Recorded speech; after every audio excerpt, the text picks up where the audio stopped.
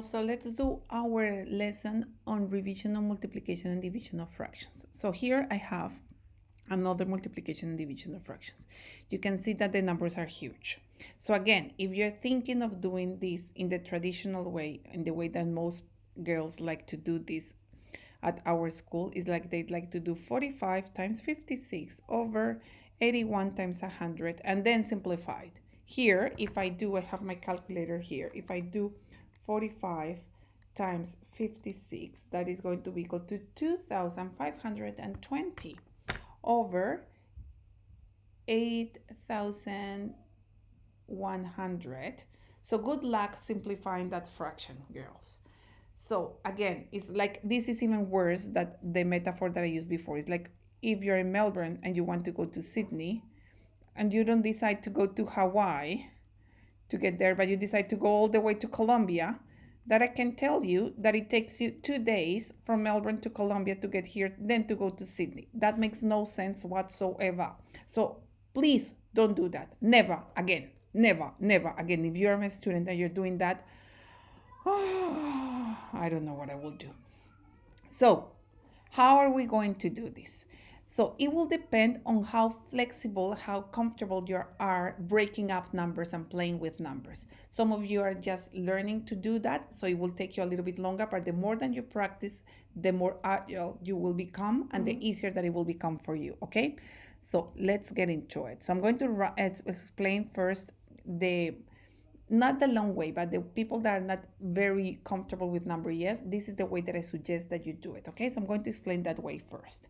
So as I said, how do we multiply fractions? We do numerator times numerator, so 45 times 56 over 81 times 100. Beautiful. Okay.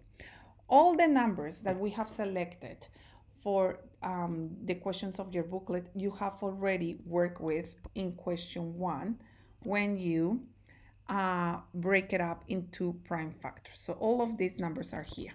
So what we're going to do is the following.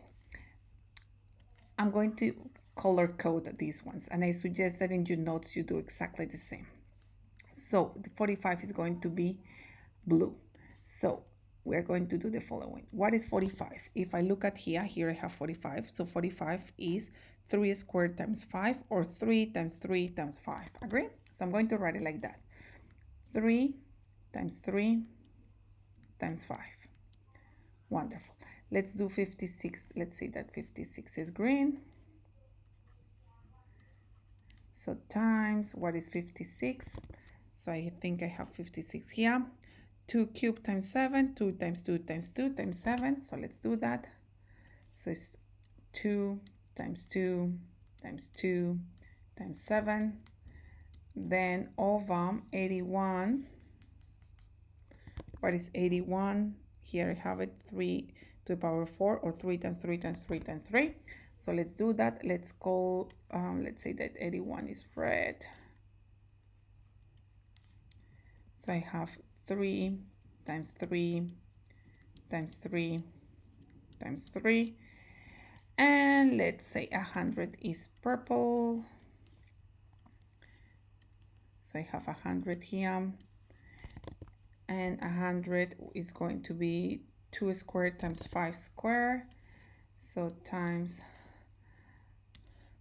2 squared is 2 times 2 times 5 squared is 5 times 5. Wonderful. Okay, we're going to do a little bit of a bracket here before going into what I want to explain here.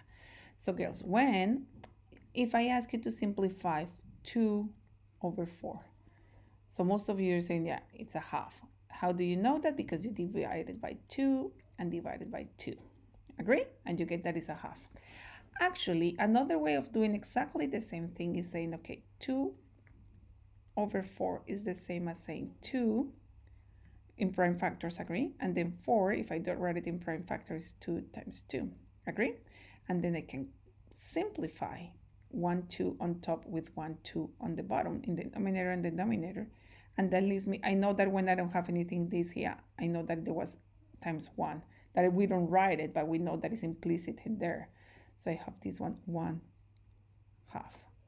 okay?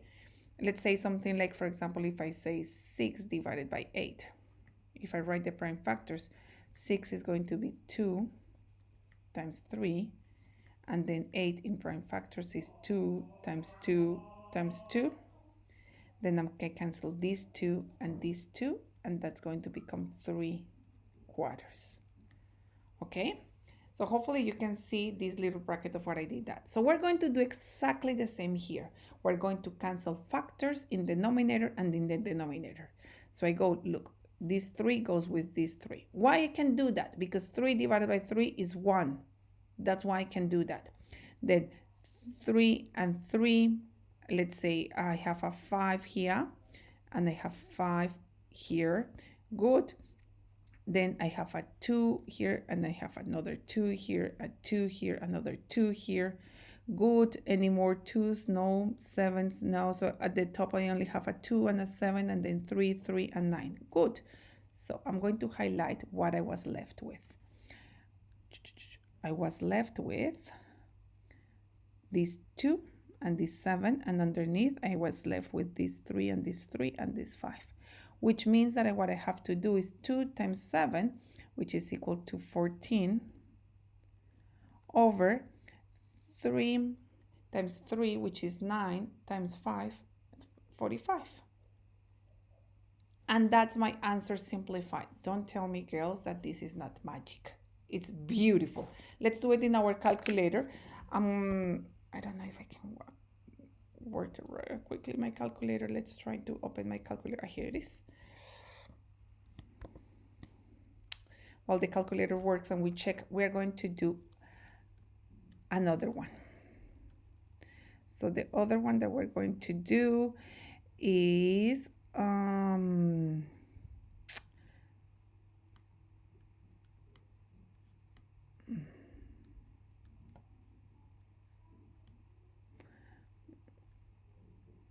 okay, this one is a little bit easier to do. Okay, where's my calculator? Here it is. Okay, work.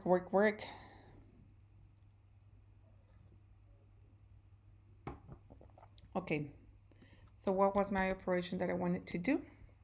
45 over 81, so 45 over 81 out times 56 over 100, so 56 over 100, and 14 over 45. 14 over 45 is not that beautiful. Beautiful. Okay, I said that that's like the long way of doing it. Long in the way that if you don't have the answers that we had just now, these ones, yes, you have to first break it up into how you call it, into prime factors, and then you can cancel all of that up. So that's what it's a little bit longer in that sense. But the good news is that it's safer. Even though it might be a little bit longer, it's not going to be as long as going to 45 times 56 over 81 over 100. Plus, you're developing a skill that is going to be very useful. And the second thing is that it's going to be safer. Once you start working with very big numbers, it's most likely that you're going to get it wrong.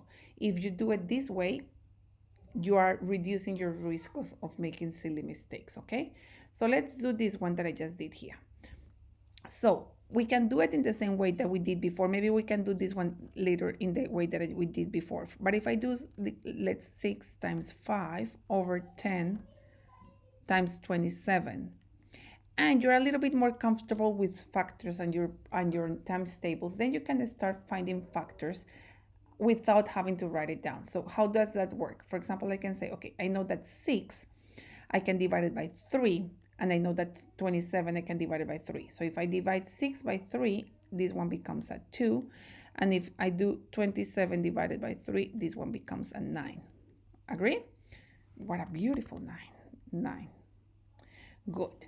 And then I can say, okay, these 2 I can simplify with this 10. So I can say this 2, I can divide it by 2 and becomes a 1. And 10 divided by 2 is 5. And then I can say, okay, I can cancel this 5 and this 5. So finally I get that my answer is going to be 1/9. So hopefully this is what you will be able to do, something like this, what I just did here. Okay, so if we do it in our calculator, let's do it. 6/10 times 5/27. Enter 1/9. Isn't that beautiful, girls? So much simpler than doing 30/270 and then simplifying, okay? Beautiful, girls. I hope you find this useful. In the next video, I'm going to do division of fractions.